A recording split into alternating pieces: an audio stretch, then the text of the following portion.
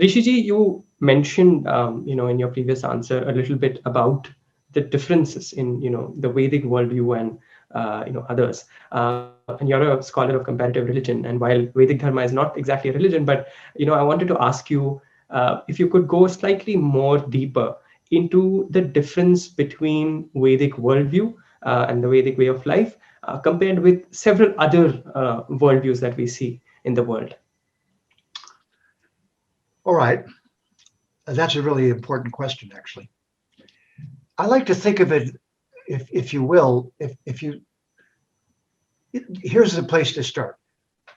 10,000 years ago, and for a long, long time after that, and probably before it, the Silk Road was what connected China and what we call the Far Asian cultures, all the way across to India and to Europe. All right. So that Silk Road carried the Sanskrit language across into Europe. All the European languages are filled with Sanskrit, Right.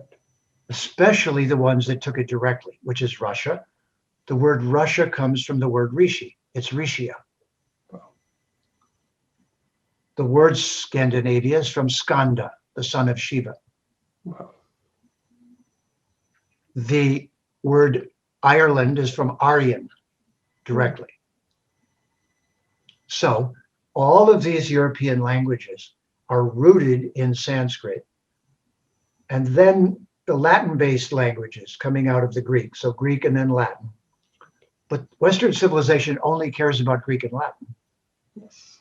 And they don't want us to have a long history. Yes. Okay.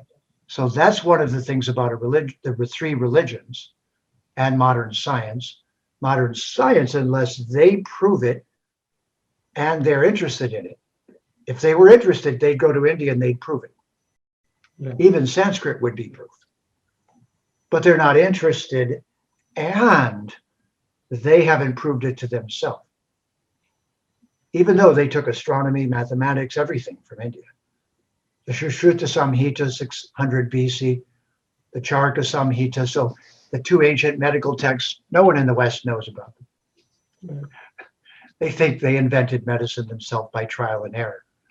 Right. So this historical process that was going on down the Silk Road, chunks of Vedic knowledge, pieces of it, were taken by these different cultures naturally. Okay. Then persons within those civilizations became influential because of that knowledge. The so-called prophets of the various religions, whether it was Mohammed, who was a trader along that same route. So he knew thousands of people from India. They were going back and forth all the time. He was talking to them, learning their language, learning their ideas. None of this happened in a vacuum. And the context it happened in was Bharat. So this is the part everyone's left out of the story. That Sanskrit and Vedic knowledge and various languages from Bharat were going up and down the Silk Road for thousands of years. The Chinese say they got their medical system from India. Everybody knows that Damo brought martial arts from South India to China, and Shaolin Kung Fu is from South Indian martial arts. So if you are in the know-it-all, you see this knowledge flowing back and forth. Suddenly, somebody slams the door shut and says, we don't want any more of your knowledge. We have our own now. It's kind of like a son growing up in a family, learning from his father, and then getting upset that his father knows more than he does, and saying to his father, I don't want to hear from you anymore. I'm going to have my own way. But his father is a professor who taught him everything he knows, but he doesn't want to hear about it anymore. So that's what happened with Bharat, with India. The rest of these cultures said, no. We're going to make this our own corporation. So I call the three Abrahamic religions, with no disrespect, because clearly they have some truth, because they got it from India, first of all. They got it along that Silk Route. So to say they don't have truth would be absurd as well. Right. But they are a small-minded buying group that is based on blind faith and a small amount of knowledge. Yes. So I call them Costco, Walmart, and Target. Now, if you've ever joined, I go to Costco here in Canada.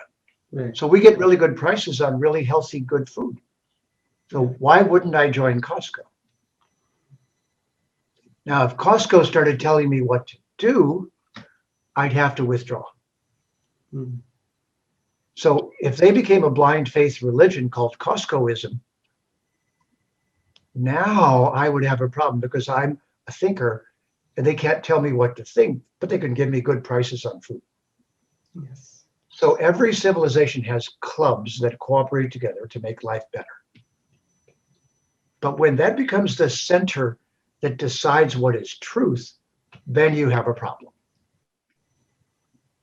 So Western civilization is a blind faith buying club Yes. that was mostly concerned, ironically, with going out and stealing from everyone else in the world. Now, I'm from America and Canada, so I can say this.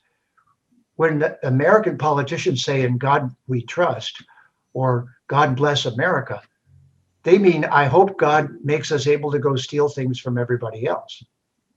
Right. Because that's their history. They stole North America from the First Nations. They displaced thousands of tribes of indigenous people who were taking care of the land, who were brilliant, who were friendly, who would have welcomed them and did welcome them. So Western civilization is a colonizing civilization pretending to be religious. Right. And this is something that needs to be said because the last 300, 400 years of history prove it. Yes. Most people don't know this, but the Pope, the Catholic Pope, a little before Columbus, made a decree called a papal bull. And he said, I want the European powers, especially Spain and Portugal, to go out in the world and discover it. Okay. And he defined discovery as if it's not owned by Christians, take it, enslave the people, take their land, take their wealth, bring it home, give some to us too at the Catholic Church, and then take over their culture and convert them to Christian. This was the order of the Pope before 1492 when Columbus started discovering. They had maps, they knew of these places. The Chinese had been traveling the world for a long time before. And so had various cultures. In the time of supposed Jesus, 2000 years BC, 150 ships a year were going from India to Rome. Think about it. Did you know that? No. Nobody does. So in that case, do you think any people from India went with the ships? I'm just asking. Mhm. Do you think they would have had warehouses there for the things they were bringing from India? Yeah. Right. Yeah. And you know what? Sometimes in the Roman Senate of that time, there's an entry that says, we've got to stop spending so much money in India on saris for our women. Okay. Well. It's in the Senate record. Who's not in the Senate record is the existence of Jesus. Nowhere in the Senate record of Rome is there an mention of Jesus. Okay. But there is a mention of spending too much money on luxuries in India. Right. And occasionally the Roman emperor would send a ship full of Italian girls as a special gift to a Maharaj in India. Now, that Maharaj is probably not a really great Hindu, but he was pretty much in it for the money and the girls as well. But this kind of thing was going on 2,000 years ago. Who talks about this? Nobody, because they don't want us to know what was really going on. Yes. That India was this ancient civilization that had existed for thousands of years before. And that once these younger cultures started getting their own concept of self, they turned against their parent, the culture of India, and said, we don't want to hear from you anymore. We're going to do it our way now. And they became the highway robbers of our planet. And so, right up until now, that control that they've been exercising for the last 400 years has been creating the politics of the world. Right. So, Very, very, very fascinating, Rishiji. That makes me think so much, and like there's so much to think about and go back and read about various, I mean, histories and different aspects of our culture. Namaste. We hope you enjoyed this Chitti Media content. Please remember to subscribe to us and switch on the notifications for this channel. For our other social media links, more content, and to support our work, please visit citti.net. Dhanyavad. Namaskar.